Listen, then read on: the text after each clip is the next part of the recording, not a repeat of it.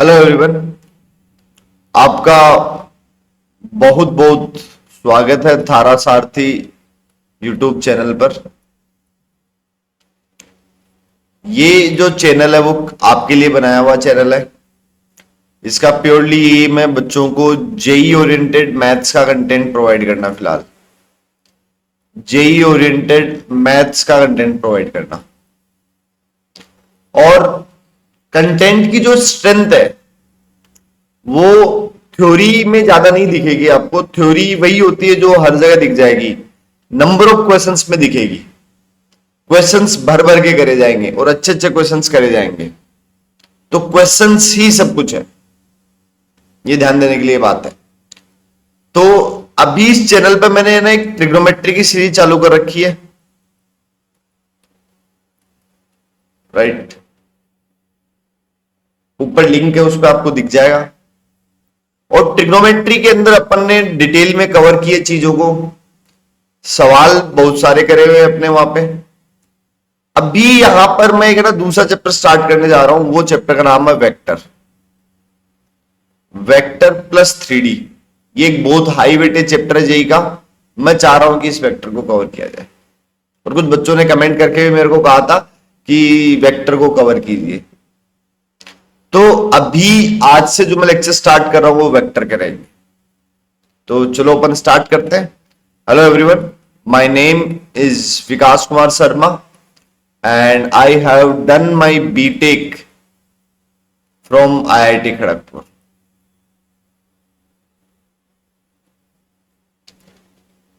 And from last 4 years, I am teaching maths to JEE students. And some of my students have been in IIT as well. तो चलो अपन start करते हैं vector को समझने की। थोड़ा अपन अलग तरीके से, मतलब जनरली मेरा पैटर्न पढ़ाने का थोड़ा सा अलग दिखेगा आपको।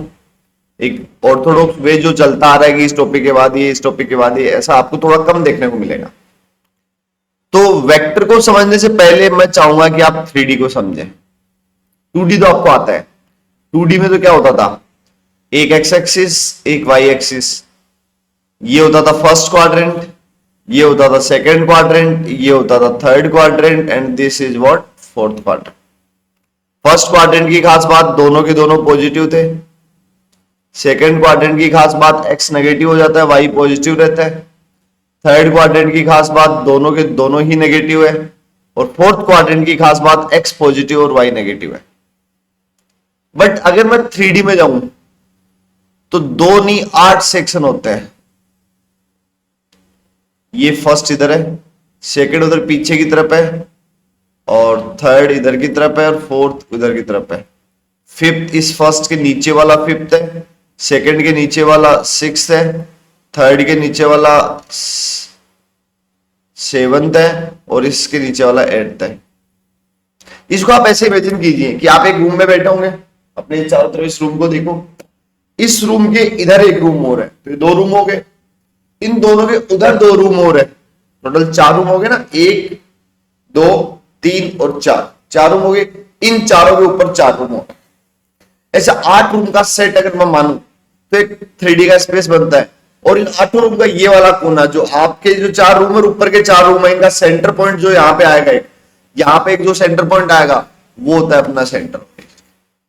लेकिन अब कौन सा कितना प्लस का होगा, कौन सा कितना माइनस का होगा, याद रखना थोड़ा सा मुश्किल है। धीरे धीरे भी देखो सारे बताऊंगा, याद रखना भी अपने आप हो जाएगा। तो हमने देखा कि ये 8 टुकड़े बन रहे हैं पूरे स्पेस की, तो इन्हें बोलते हैं 8 ऑक्टेंट, 8 ऑक्टेंट। दूसरी बात ध्यान से देखना, हमने देखा वो 8 रूम देखे आपने अभी, 4 और 4। उसमें आप देख रहे हो एक प्लेन तो ऐसे जा रहा है, हॉरिजॉन्टल प्लेन जा रहा है।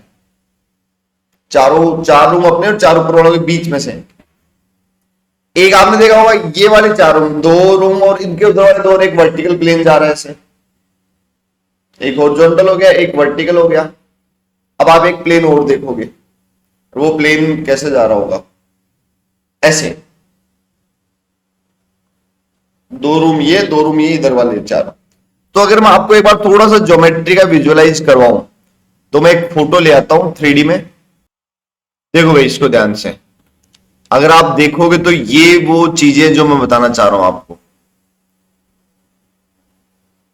अगर आप देखोगे तो इसमें एक रूम यहां पर बन रहा है, ये रहा, एक रूम इधर पीछे की तरफ है, एक इधर है, एक इधर, चार रूम दिखेगी नहीं दिखे, चारों के नीचे चार और है। और अगर आप ध्यान से देखोगे तो एक प्लेन तो इसमें ये दिख रहा है साफ साफ, ये देखो एक प्लेन तो देखो ऐसे, एक मिनट ये रोटेट क्यों, अरे रुक जाओ भाई रुक जाओ, एक मिनट सीधे हो जाओ सीधे, हाँ ठीक है ओके, बहुत होली रोटेट है ना। एक प्लेन तो आपको ऐसा दिख रहा होगा सीधा, दैट इज दिस प्लेन, ये जो जा रहा है जिसपे लाइनें लाइनें बनी हो, राइट। अब अगर ध्यान से देखोगे आप तो ये वाला एक हॉरिजॉन्टल प्लेन हो गया, इसी को देखो तीन प्लेन दिख रहे होंगे इसमें, एक तो ये वाला प्लेन, अरे फिर रोटेट होने लग गया ये, हाँ भाई मैं भी पहली बार ट्राई कर रहा हूँ इन चीजों का ना। एक प्लेन तो ऐसे दिख रहा होगा, एक ऐसे दिख रहा होगा और एक ऐसे दिख रहा होगा, ये तीन प्लेन है, तीन प्लेन है, 8 ऑक्टेंट है। आप आराम से इनको बारी बारी से देखो चाहे, देखो ये चार जो दिखाई दे रहे हैं, चार इनके ऊपर है, चार इनके नीचे है, ये अपना नॉर्मल 2D हो गया और ये इसका 3D वर्जन हो गया, एक एक्स्ट्रा एक्सिस ऐड हुई है। तो अगर आपने नोट किया होगा उसमें, तो एक तो ऐसे जा रही थी, एक ऐसे जा रहा था, और एक जो सबसे खास बात है वो ऐसे जा रहा होगा। तो ये तीन प्लेन हो गए, एक प्लेन वर्टिकल, एक हॉरिजॉन्टल, और एक प्लेन कैसे हो गया ऐसे और ऐसे, और तीसरा प्लेन कैसे हो जाएगा भाई ऐसे, ये तो यही हो गया, तो ऐसे हो जाएगा। क्लियर हुई क्या मेरी बात? तो तीन प्लेन होते हैं और ये तीन प्लेन स्पेस को 8 पार्ट्स में डिवाइड करते हैं। तो मैं डिटेल में लिखना जा रहा हूं, तीन तो हो गए प्लेन, तीन हो गई एक्सिस, एक एक्स एक्सिस, एक वाई एक्सिस, एक जेड एक्सिस, और 8 हो गए ऑक्टेंट। ये चीजें होती है एक 3D में, तीन प्लेन हो गए, तीन एक्सिस होगी और 8 ऑक्टेंट हो गए। Am I clear? और ये जो सेंटर पॉइंट है इसको बोलते हैं 0,0,0। ठीक है, अब देखो इसका ना नोमेनक्लेचर किया कैसे गया है। आपने 2D में देखा होगा, ये एक्स और एक वाई है, अब इसमें एक जेड हो जाएगी जो ऐसे वर्टिकली ऊपर की तरफ आएगी, ये ऐसे ऊपर की तरफ आ रही है स्क्रीन के, राइट, और एक नीचे की तरफ जा रही होगी ऐसे, यही स्टार्ट किया गया था। तो मेरे पास शुरू में ना 4 पार्ट थे, 4 ऑक्टेंट थे, लेकिन जो ही जेड है तो चारों पार्ट इधर की तरफ 4 आ गए, पीछे की तरफ 4 आ गए, टोटल 8 ऑक्टेंट बन गए। तो इन ऑक्टेंट की अगर मैं बात करूं, सबसे पहले किन की बात करूं मैं, ऑक्टेंट की अगर बात करूं तो फर्स्ट, सेकेंड, थर्ड और फोर्थ, फिफ्थ, सिक्स, सेवंथ और एट्थ, ये 8 ऑक्टेंट है। तो देखो हुआ ये था कि पहले जो 4 क्वाड्रेंट थे, यही थे क्या पहले 4 क्वाड्रेंट, यही होते क्वाड्रेंट, पहले में प्लस प्लस, दूसरे में एक्स नेगेटिव तो माइनस प्लस, तीसरे में दोनों नेगेटिव, चौथे में वाई नेगेटिव। तो इन चारों को अगर मैं पॉजिटिव जेड की डायरेक्शन में लेके आया, ये जो 4 क्वाड्रेंट इन चारों को पॉजिटिव जेड की तरफ लेके आया, तो पहले 4 ऑक्टेंट बने, इसका मतलब जेड तो क्या इन चारों में पॉजिटिव। समझ में आएगा? और अगर इन चारों को मैं पीछे की तरफ लेके गया, नेगेटिव जेड में लेके गया, तब मेरे क्या बने, अगले 4 क्वाड्रेंट बने। तो पहला क्वाड्रेंट ये था, और उसको नेगेटिव में ले गया तो 5वां बनेगा। दूसरा क्वाड्रेंट ये था, इसको अगर नेगेटिव में ले गया तो 6th बनेगा।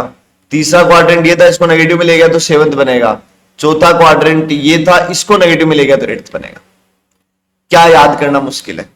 आपको 4 क्वाड्रेंट याद करने, 1 2 3 4, या फिर 5 6 7 8।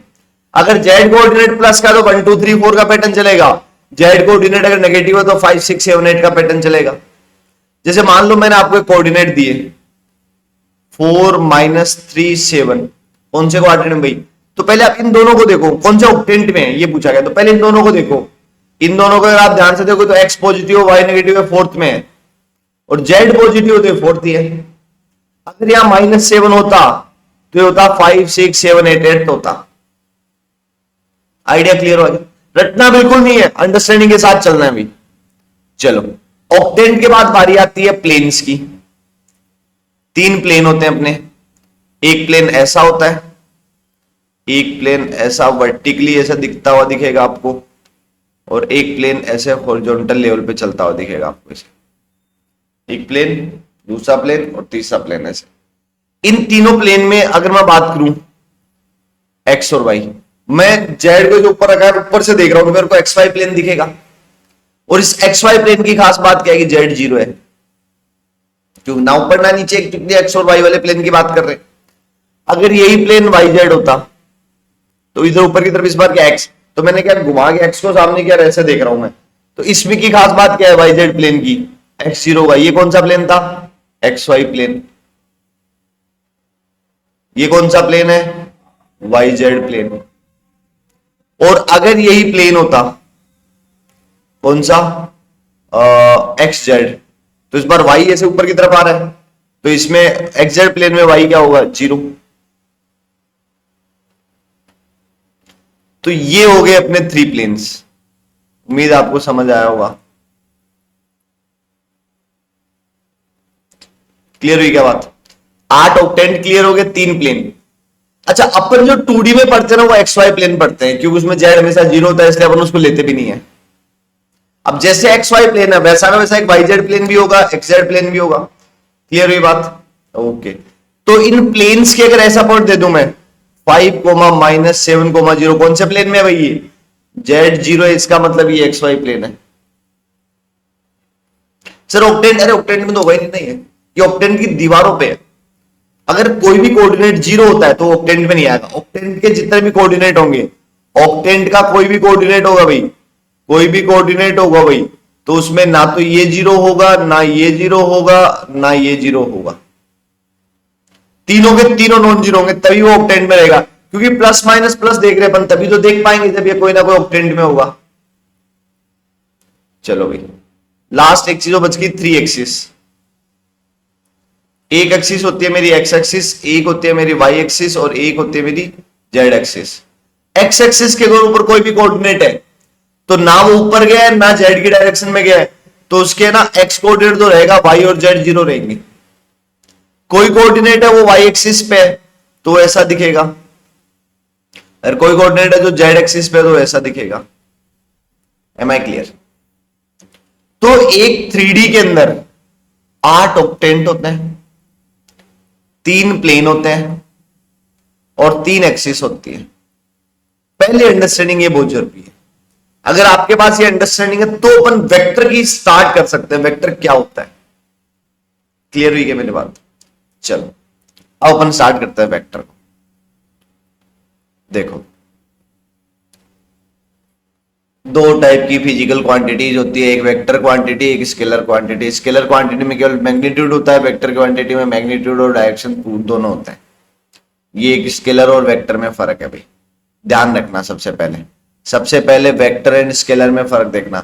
Scalar has no direction and vector has direction along with magnitude.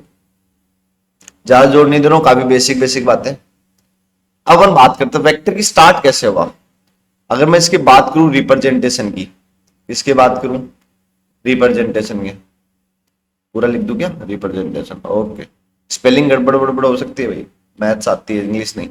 हाँ, अब अब देखो, वेक्टर का एक होता है स्टार्टिंग पॉइंट और एक होता है एंडिंग पॉइंट, और ये इसकी डायरेक्शन को दिखाता है एरो। क्लियर है क्या बात। तो इसको बोल देते हैं टेल क्योंकि ये पीछे रह जाता है, इसको बोल देते हैं हेड क्योंकि आगे की तरफ जा रहा है। ये एक वेक्टर होता है। मैं इसको जनरली बोलूंगा कि ये स्टार्टिंग पॉइंट है, और इसको मैं बोल देता हूं एंडिंग पॉइंट। ठीक है, खास बात, मान लो मैं बोलूं एक वेक्टर नॉर्थ में जा रहा है। मैंने क्या बोला, एक वेक्टर नॉर्थ में जा रहा है। ध्यान से सुनना मेरी बात को, कुछ काम की बात, पॉइंट में अपना एक पॉइंट प्रूव करना चाहूंगा। मैंने बोला इधर की तरफ नॉर्थ है, ठीक है, इधर की तरफ साउथ है, इधर की तरफ ईस्ट है, और इधर की तरफ वेस्ट है। मैंने बोला एक पॉइंट नॉर्थ में जा रहा है, तो आप कहां भेजोगे इसको, सर देखो नॉर्थ में जा रहा है, ओके, देखो सर नॉर्थ में जा रहा है, देखो, देखो सर नॉर्थ में जा रहा है, देखो, देखो सर नॉर्थ में जा रहा है। सर तो कितने वेक्टर हो जाएंगे। यस, ये जो मैंने आपको बोला नहीं, ये फ्री वेक्टर है। ये क्या है, फ्री वेक्टर। क्या मैंने आपको स्टार्टिंग पॉइंट दिया, नहीं दिया सर। जब मैंने आपको स्टार्टिंग पॉइंट दिया ही नहीं और केवल इतना बोला कि नॉर्थ में जा रहा है, तो जहां पे भी होगा वो वहीं से नॉर्थ में चला जाएगा। तो फ्री वेक्टर को ये होता है, फ्री वेक्टर में आपको स्टार्टिंग पॉइंट नहीं मिलता है, स्टार्टिंग पॉइंट नहीं मिलता है, और फ्री वेक्टर इनफाइनाइट होते हैं। जैसे मैंने बोला एक वेक्टर है, उस वो है ना नॉर्थ में होकर साउथ में जा रहा है या वेस्ट में जा रहा है, तो जहां होगा वहीं से नहीं जाएगा वो, केवल डायरेक्शन पता है अपन को। नॉर्थ में 1 किलोमीटर जा रहा है तो भी इनफाइनाइट होंगे, नॉर्थ में 1 किलोमीटर वाले भी, ये देखो एक, ये भी 1 किलोमीटर, ये भी एक, जहां खड़ा वहीं चला जाएगा। तो फ्री वेक्टर के अंदर स्टार्टिंग पॉइंट नहीं होता, ये वाली बात पहले से क्लियर, ये फंडामेंटल्स है, इनकी थ्योरी पार्ट भी जोड़ नहीं दूंगा, अंडरस्टैंडिंग पे पूरा बात है, ठीक है। दूसरी बात आती है फिर लोकलाइज्ड वेक्टर, जनरली मैं इसको फिक्स्ड वेक्टर भी बोल देता हूं। इसमें आपको क्या किया जाएगा कि भाई साहब वो ना 1,0 से नॉर्थ में जा रहा है और 1 किलोमीटर जा रहा है। अब ये फिक्स नहीं है कि आप मल्टीपल नहीं ले पाओगे, क्यों? क्योंकि मैंने क्या कर दिया, स्टार्टिंग पॉइंट दे दिया, स्टार्टिंग पॉइंट दे दिया। जो ही मैंने आपको स्टार्टिंग पॉइंट दिया, मैंने बोला कि भाई साहब वो 1 किलोमीटर जा रहा है, नॉर्थ में जा रहा है, 1,0 से जा रहा है, यस। या मतलब समझ लो ना मेरी बात को, मैं क्या कहना चाह रहा हूं। अगर आपको स्टार्टिंग पॉइंट ना दे तब तो वो है फ्री वेक्टर, और अगर आपको स्टार्टिंग पॉइंट दे दे तब वो है लोकलाइज्ड वेक्टर, पहली बात। दूसरी बात, अगर आपको स्टार्टिंग पॉइंट नहीं दिया है, केवल वो वेक्टर की डायरेक्शन और मैग्नीट्यूड दिया है, तो ऐसे तो बहुत सारे वेक्टर हो सकते हैं, इनफाइनाइट वेक्टर हो सकते हैं, जहां मन करे वहीं से स्टार्ट कर दो, यस। और जो ही मैंने आपको स्टार्टिंग पॉइंट दिया, वो वेक्टर एक यूनिक नहीं बन जाएगा, यस सर। ये थी फ्री वेक्टर और स्टार्टिंग वेक्टर की अंडरस्टैंडिंग और रिप्रेजेंटेशन ऑफ वेक्टर।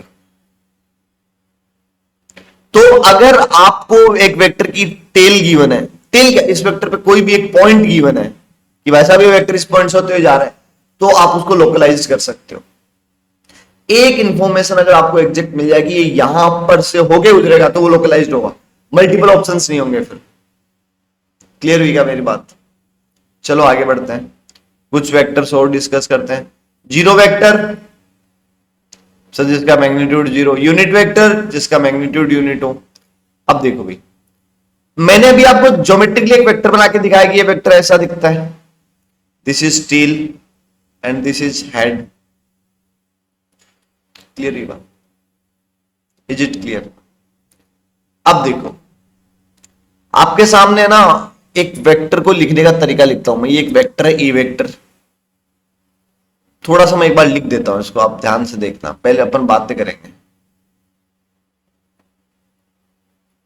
इसका मतलब क्या है, मेरे पास दो चॉइस है। अगर मैं कहूं कि ये डायरेक्शन है, और अगर मैं कहूं ये पोजीशन वेक्टर है, ध्यान से समझना दोनों में फर्क है। मैं वो बड़ी बड़ी बातें जहां कंफ्यूज होते हैं उनको पहले लेके चल रहा हूं, ठीक है। अगर मैं कहूं ये डायरेक्शन एक वेक्टर की, और अगर मैं कहूं ये पोजीशन वेक्टर है, दोनों में थोड़ा सा फर्क है। कैसे? देखो एक मिनट, अगेन 3D की बात करते हैं अपन, आदत डालेंगे ना इस डायग्राम की। ये x है, ये y है और ये z है। और मान लो मैंने कह दिया कि एक वेक्टर है, उसकी डायरेक्शन है 1,0,0, और एक वेक्टर है जिसकी पोजीशन है 1,0,0, position vector of A point. This is direction and this is position vector. आपको मेरे लिखने में ही फर्क दिखा होगा, जब मैं ये वाले ब्रैकेट्स लिखता हूं तब मैं डायरेक्शन की बात करता हूं, और जब मैं ये वाले लिखता हूं तब मैं पोजीशन वेक्टर की बात करता हूं, ठीक है। तो ध्यान से देखो, अगर मैं कहूं कि एक पोजीशन वेक्टर है, इसका मतलब तो 1,0,0 को दिखा रहा है। ये कोऑर्डिनेट गिवन है, पोजीशन वेक्टर हमें एक पॉइंट के कोऑर्डिनेट देता है, पोजीशन वेक्टर हमें एक पॉइंट के कोऑर्डिनेट देता है, और डायरेक्शन हमें यह बताते हैं कि जाना किधर है। 1,0,0 मतलब एक्स एक्सिस में 1 जाना। आप जहां पे भी यहां हो एक्स में 1 चले जाओ भाई, आप यहां हो एक्स में 1 चले जाओ भाई। आप यहां खड़े हो, एक्स डायरेक्शन में 1 चले जाओ भाई, आप यहां खड़े हो, एक्स डायरेक्शन में 1 चले जाओ, वाई और जेड में नहीं जाना। एक बार वाई और जेड होते तो एक्स और वाई के पीछे से जाते थे, थोड़ा एक्स में भी थोड़ा वाई में भी ऐसे। मेरी बात क्लियर हुई क्या?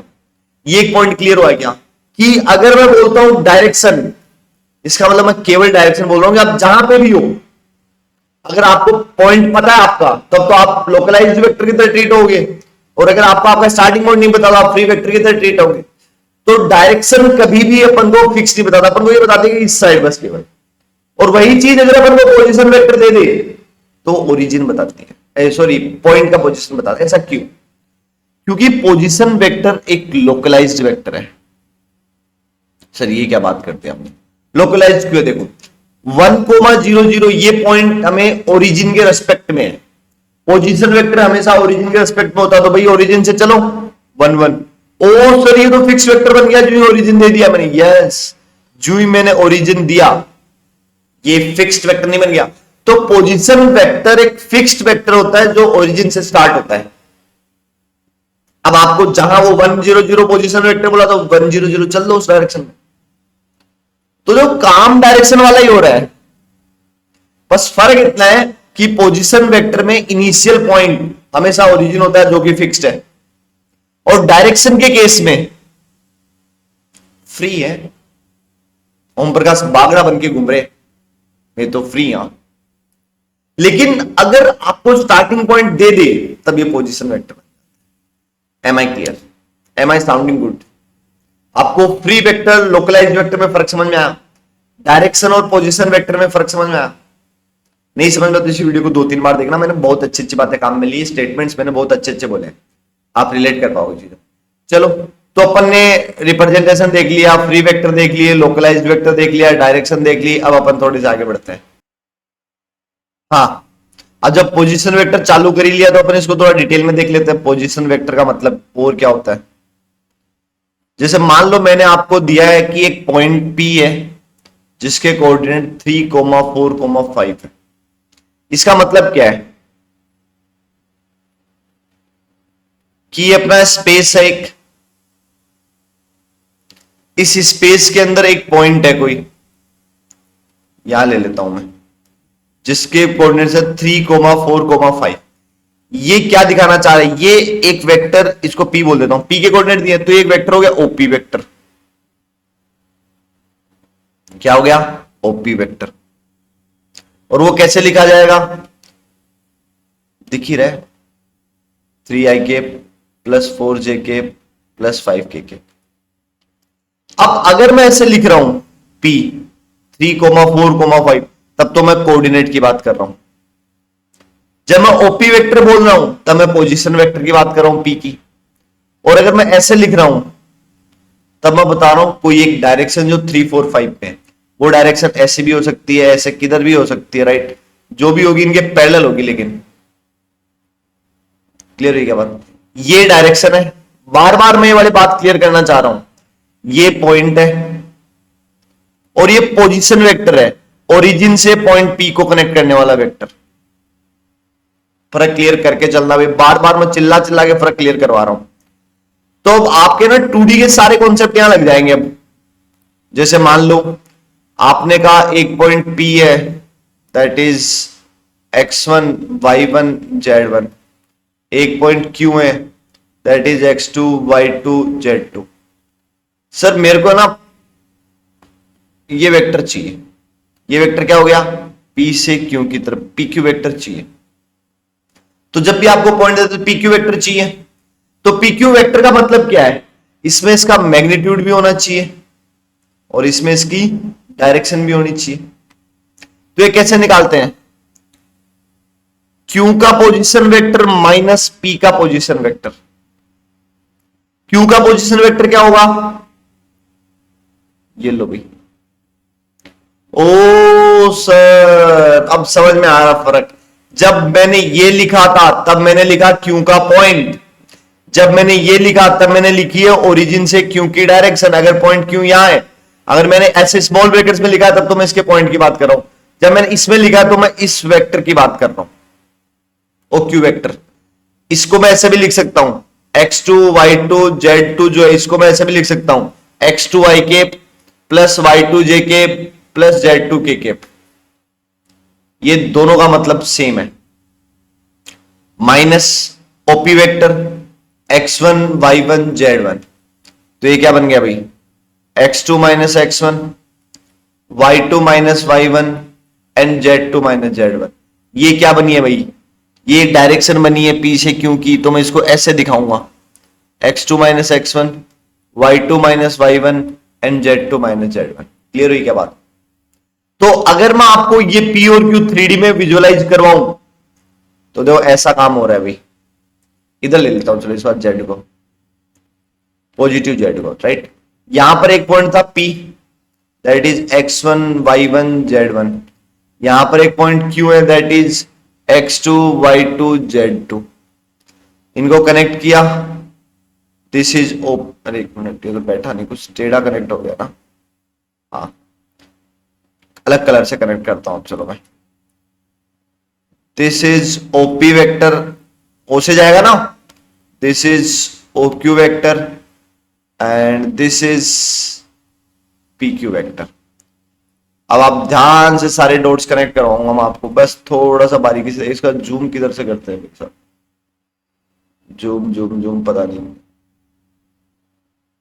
कंट्रोल प्लस से हो जाएगा क्या, ताकि दिखाई दे चीजें ना। अरे ज्यादा हो गया तो, हाँ अब ध्यान से देखना भाई, ये क्या दिखा रहा है, ऐसे अगर लिखूं तो ये हुआ x1 y1 z1, ये क्या बताया भाई, अरे नहीं नहीं ये क्या कर दिया लास्ट में, ये क्या बता रहा है सर, ये ना ओरिजिन से p की डायरेक्शन बता रहा है, यस ओरिजिन से p की डायरेक्शन, ये क्या बताएगा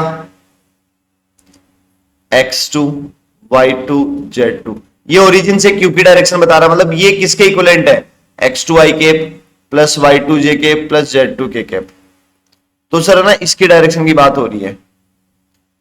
तो वेक्टर में क्या होता है, ट्राइंगल होता है, वो क्या कह रहे हैं, क्या कहता है देखो, अगर आपके पास एक ऐसा ट्राइंगल है तो इसकी कोई भी दो साइड की को सम करूं मैं, सेम डायरेक्शन में होनी चाहिए, एक का हेड दूसरे के टेल से मिलना चाहिए, तो तीसरी जो अपोजिट डायरेक्शन में होगी वो वाली आ जाएगी।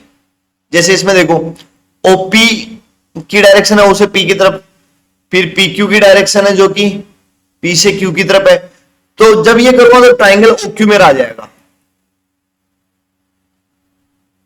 तो यहां से पी क्यू वेक्टर क्या आ गया, ओक्यू माइनस ओपी। ओ सर ये तो आपने पीछे लिखा था, ये सही था, यहां से अब इसका वो डायरेक्शन आ जाएगी, that is x2 minus x1 y2 minus y1 and z2 minus z1। Is it clear, fit हो जाए भाई, क्लियर हुई क्या मेरी बात। ये एक डायग्राम का नेचर समझ में आया, मेरे कोड लिखने को समझ में आया। जब मैं स्मॉल ब्रैकेट्स लगाता हूं तो मैं पॉइंट लिख रहा हूं, ऐसे लगाता हूं लेस देन ग्रेटर देन वाले, तब मैं डायरेक्शन लिख रहा हूं। आगे इनको ध्यान में रखना भाई, मैं लेके चलूंगा इनको। क्लियर हुई सर। अब है ना सेक्शन फॉर्मूला भी लग जाएगा क्या इसमें, डिस्टेंस फॉर्मूला भी लग जाएगा, अरे सारे लगते हैं देखो। हाँ तो अपना भाई पीक्यू वेक्टर क्या आ गया, पीक्यू वेक्टर आ गया ये, राइट, ये आ गया अपना पीक्यू वेक्टर। थोड़ा सा डायग्राम भी बना लेते हैं, this is P, this is Q, ये डायरेक्शन होगा, राइट।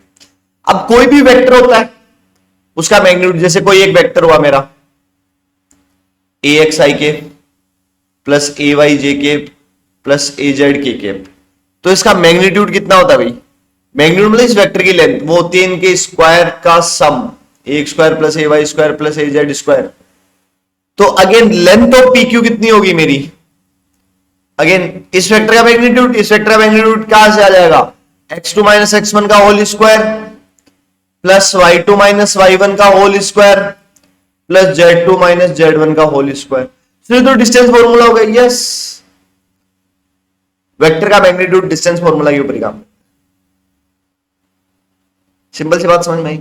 चलो फिर तो सब कुछ काम करेगा, यार सब कुछ करेगा। जैसे मान लिया कि ये ओपी वेक्टर है, मान लिया कि इसकी डायरेक्शन ओक्यू वेक्टर है, राइट, ये मेरे को ये पॉइंट्स बता रहे हैं, तो बीच में अगर एक पॉइंट आर लू जो m रेशियो n में है, तो इस r के कोऑर्डिनेट क्या होंगे, m into OQ vector R के पोजीशन वेक्टर की बात कर रहा हूं, जो कि क्या होगा, O R vector plus N into OP vector divide by M plus N. अगर ये पॉइंट आर एक्सटर्नल होता तो माइनस आ जाता। भाई 2D वाली बातें सारी एक साइड लग जाएगी। क्लियर हुई कि मेरी बातें? चलो अब अपन करते हैं, एक सवालों पे कुछ बात कर लेते हैं, फिर अपन इस लेक्चर को यहीं एंड करेंगे। नए लेक्चर में वापस स्टार्ट करेंगे चीजों को फिर अगली लेवल से। देखो, अगर मैंने आपको एक वेक्टर दिया, ए वेक्टर, जो कि कुछ ऐसा दिख रहा है, 3i cap plus 4j cap plus 5k cap, तो ये मैंने आपको एक फ्री वेक्टर दिया है जो कहीं से भी स्टार्ट हो सकता है और कहीं पे भी जा सकता है, जिसकी डायरेक्शन 3, 4, 5 है और इसका मैग्नीट्यूड थोड़ा सा फिक्स है। क्लियर हुई क्या मेरी बात? मैग्नीट्यूड कितना है इसका, अभी आपको बताया था, ऐसे लिखा जाता है मैग्नीट्यूड को। ठीक है भाई, 9 प्लस 16 प्लस 25 तीनों का स्क्वायर करके ऐड कर देंगे, √50, √50 कितना होता है, 5√2। तो ये लेंथ कितनी आ गई इस वेक्टर की, 5√2। अब ना मेरे को ना एक सवाल पूछा जाता है, और वो सवाल ये होता है कि ये तो 5√2 लेंथ का एक वेक्टर आ गया, अब मेरे को इसी डायरेक्शन में ना यूनिट वेक्टर का चाहिए, 1 लेंथ का एक वेक्टर चाहिए, डायरेक्शन यही चाहिए, डायरेक्शन यही चाहिए। तो यूनिट वेक्टर को ऐसे लिखा जाता है। इसका मतलब सर ये हो गया, ए वेक्टर होता है वो ऐसे लिखा जाएगा, यस, ये उसकी डायरेक्शन होगी, ये उसका मैग्नीट्यूड हो गया, और ये यूनिट वेक्टर है। यूनिट वेक्टर मतलब जिसका मैग्नीट्यूड 1 है। ओह सर इसका मैग्नीट्यूड 1 करना है, सर जो इसका मैग्नीट्यूड है इससे इसको डिवाइड कर दो, मैग्नीट्यूड 1 हो जाएगा। यस, तो जो ए वेक्टर है उसको इसके मैग्नीट्यूड से अपन डिवाइड कर देंगे तो मेरे को उसका यूनिट वेक्टर मिल जाएगा। तो ए कैप कितना आ गया मेरा यहाँ पे, ए वेक्टर कितना था, 3, 4, 5, ये ए वेक्टर था, डिवाइड बाय मोड ऑफ ए 5√2। तो ये मेरा कितना आ गया, 3/5√2, 4/5√2 एंड 5/5√2। तो ये आ गया इसी डायरेक्शन में unit vector A cap. Clear हुआ क्या यूनिट वेक्टर? अब मान लो उसको चुल होगी, वो कह रहा नहीं नहीं मेरे को ना इसी डायरेक्शन में दो, बट 15 यूनिट का दो।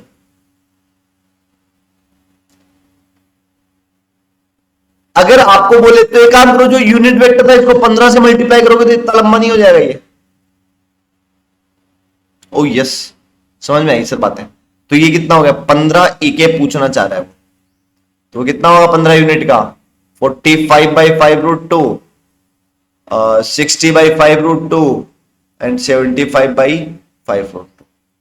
Is it clear? हो आइडिया क्या था, एक वेक्टर दे दिया।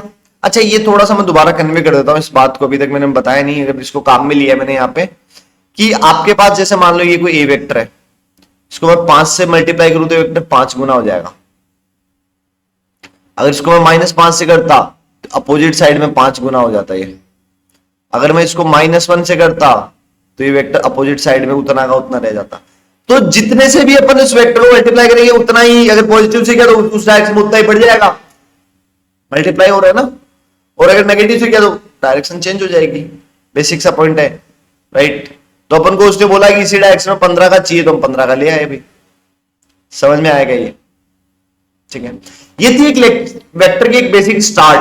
अगले लेक्चर में अपन इसी को आगे लेके जाएंगे और 2-3 लेक्चर में अपन उस लेवल पे आ जाएंगे जब अपन बड़ी बड़ी बातें कर रहे होंगे। ठीक है, उम्मीद आपको ये समझ में आया होगा। आज के इस लेक्चर का मेन एम था आपको free vector, localised vector, direction, position vector, coordinate, 3D ये समझाना, बेसिक बेसिक बातों के अराउंड। कल से अपन इसको आगे स्टार्ट करें। Okay, thank you.